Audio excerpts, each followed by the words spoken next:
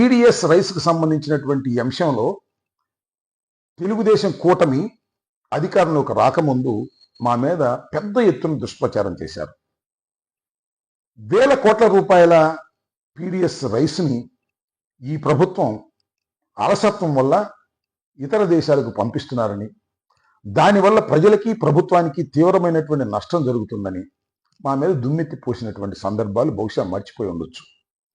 ఇవాళ నేను మనవి చేస్తున్నాను, అయ్యా పవన్ కళ్యాణ్ గారు, మీ ప్రభుత్వం వచ్చి ఇప్పటికీ 6 మాసాలు అవుతుంది. ఈ 6 మాసాల్లో పీడిఎస్ రైస్ ఎగుమతి స్కాము ఏ మాత్రం తగ్గలేదనే విషయాన్ని మీరు దయచేసి తెలుసుకోవాలని నా కోరిక. తగ్గిందని ఎవరైనా చెప్తే అది పొరపాటని కూడా నేను మీకు ఈ సందర్భంగా తెలియపరుస్తున్నాను. మీరు నిన్న కాకినాడ వెళ్ళినప్పుడు పీడిఎస్ రైస్కు సంబంధించి ఆ పోర్టును తనిఖీ చేసినప్పుడు అక్కడ ఉన్న విషయాన్ని బట్టి మీరు అధికారుల మీద చిరుబుర్లాడారు. నాకు ఇక్కడ కొద్దిగా బాధ అనిపించింది. అధికారుల మీద చిరుబుర్లు ఆడటం వల్ల ఉపయోగం లేదని, ఈ పీడిఎస్ రైస్లో కానీ మిల్లర్ల దగ్గర అవినీతి చేయటంలో కానీ ప్రస్తుతం పాత్ర మీ పార్టీదే గణనీయంగా ఉందని, దానిలోనూ మీ మంత్రి గారి పాత్ర మరింత గణనీయంగా ఉన్నది అని మీకు తెలిసి ఊరుకుంటున్నారో లేక తెలియక మీరు భ్రమిస్తున్నారో నాకు తెలియదు. తెలియక భ్రమిస్తే మాత్రం నేను చేసే ఈ ప్రసంగాన్ని కాస్త సీరియస్గా తీసుకోండి.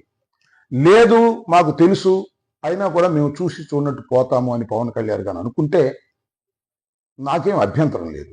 ఎందుకంటే మీకు అత్యంత సన్నిహితుడు, మీకు సిద్ధాంతకర్త అయినటువంటి మనోహర్ గారు లేదా మంత్రి గారు ఏం చేసినా పర్వాలేదని మీరు అనుకుంటే దానిలో ఎవరు ఏమీ చేయగలిగేది లేదు.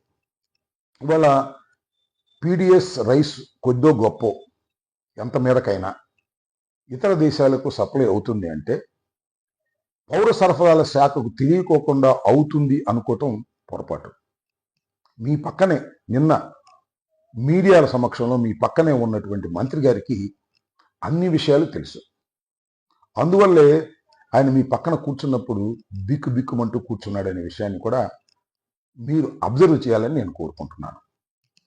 ప్రతి పీడిఎస్ రైస్ బస్తా ఇతర దేశాలకి దొంగతనంగా ఎగుమతి అవుతుంది అంటే దానికి కారణం మీ పౌర సరఫరాల శాఖ మంత్రి గారు, పౌర సరఫరాల శాఖ మొత్తం అనే విషయాన్ని మీరు గమనించాలని కూడా ఈ సందర్భంగా చెప్తున్నా.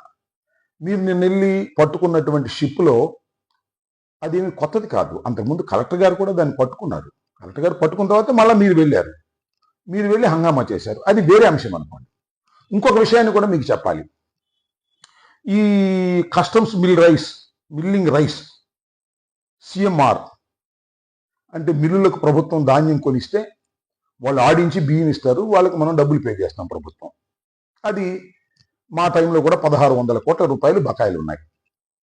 పాపం బకాయిలు ఉండటం వల్ల వాళ్ళు ఫైనాన్షియల్గా చాలా ఇబ్బంది పడుతున్నారు. ఎందుకంటే వాళ్ళకు కూడా కూలీలు, లారీలు, మిల్లు ఆటాలు ఇవన్నీ ఉంటాయి. కాబట్టి ఈ 1600 కోట్ల రూపాయలు కూడా 2300 మిల్లులకి సంబంధించినవి. ఇవి పాపం ఇవ్వాలని అనేక సందర్భాల్లో ప్రభుత్వాన్ని రిప్రజెంట్ చేశారు. పౌర సరఫరా శాఖ వారిని మీట్ అయ్యారు. ఇవాళ మీరు చెప్తున్నారు కదా, మన మంత్రి గారు చాలా దాడులు చేసి ఎన్నో వేల మెట్రిక్ టన్నులు, లక్షల మెట్రిక్ టన్నులు మిల్లుల దగ్గర సీజ్ చేశారని. ఆ సీజ్ చేస్తూనే వేరే విషయాలు కూడా మాట్లాడుకున్నారు. ఈ డబ్బులు రిలీజ్ చేసినందుకు 10% కమిషన్ ఇవ్వమని మంత్రి గారి తరపు మనుషులు మిల్లర్లతో చర్చించారు, లావాదేవీ పడ్డారు. కింద మీద పడి చివరికి 8% ఇవ్వడానికి అంగీకరించారు. 200 కోట్ల రూపాయలు రిలీజ్ చేశారు. 16 కోట్ల రూపాయలు తీసుకునేటటువంటి సదుపాయాన్ని కల్పించుకున్నారు. ఆ డబ్బులు ఆల్రెడీ ముట్టాయి. ఆ 16 కోట్ల రూపాయలు మరి మీకు తెలుసో తెలియదో నాకు తెలియదు, మీకు ముట్టలేదని అంటున్నారు బయట. ఇది బహిరంగ రహస్యమే సుమా, ఇదేమి రహస్యంగా చర్చించుకున్న అంశం కాదు. ఏ మిల్లు యజమాని అడిగినా చెప్తారు. ఎందుకంటే ప్రతి మిల్లు దగ్గర డబ్బులు వసూలు చేశారు. 16 కోట్ల రూపాయలు జనసేన నాయకుడి దగ్గరికి, మీ పక్కన ఉన్న పెద్ద మనిషి దగ్గరికి వచ్చాయి. అయినా కూడా మేము సిన్సియర్గా ఉంటున్నాము, ఈ కూటమి ప్రభుత్వం అద్భుతంగా పరిపాలన చేస్తుంది, చాలా ట్రాన్స్పరెంట్గా ఉంది అని మీరు ప్రజలకు మెప్పించాలని ప్రయత్నం చేస్తే అది సరైన విధానం కాదని నేను అనుకుంటూ ఉన్నాను. కాబట్టి శ్రీ శ్రీ శ్రీ పవన్ కళ్యాణ్ గారికి, డిప్యూటీ సీఎం గారికి నేను మనవి చేసేది ఏంటంటే, ఇవాళ జనసేన కూటమిలో ఉన్న జనసేన పార్టీకి సంబంధించినటువంటి నాయకులే ఈ విధంగా చేస్తున్నారనే అంశాన్ని మీరు దయచేసి తెలుసుకోమని నేను కోరుతున్నా. ఏదో అంబటి రాంబాబు గారు అపోజిషన్ పార్టీ కాబట్టి చెబుతున్నారని పక్కకు నెట్టివేయకోకుండా దీన్ని లోతుగా ఆలోచించాలని కూడా నేను ఈ సందర్భంగా కోరుతున్నా. దానితో పాటు ఇంకోటి కూడా మీ దృష్టిలోకి తీసుకొస్తున్నా.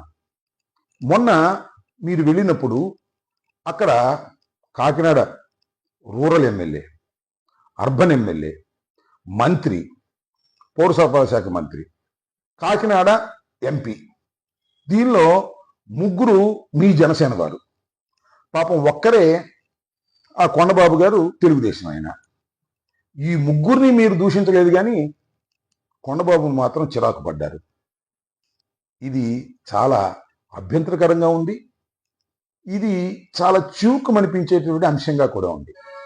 మీ పార్టీ వాళ్ళైతే ఎన్ని కోట్లైనా తీసుకున్నా వారిని ఏం అనలేరు.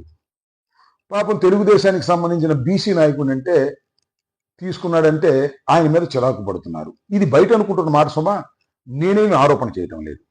కాబట్టి పవన్ కళ్యాణ్ గారు నేను సవినయంగా మనవి చేసేది ఏమిటంటే, నా ఈ బహిరంగ వీడియో అనండి, ప్రసంగం అనండి, మీరు చూడాలి, వాస్తవాలు తెలుసుకోవాలి. షరతు సుమా, వాస్తవాలు తెలియకపోతే తెలుసుకోండి, తెలుసుంటే మీ ఇష్టం. తెలివి జరుగుతుందో అది మీరు గమనించాలని మనస్ఫూర్తిగా కోరుకుంటూ సెలవు.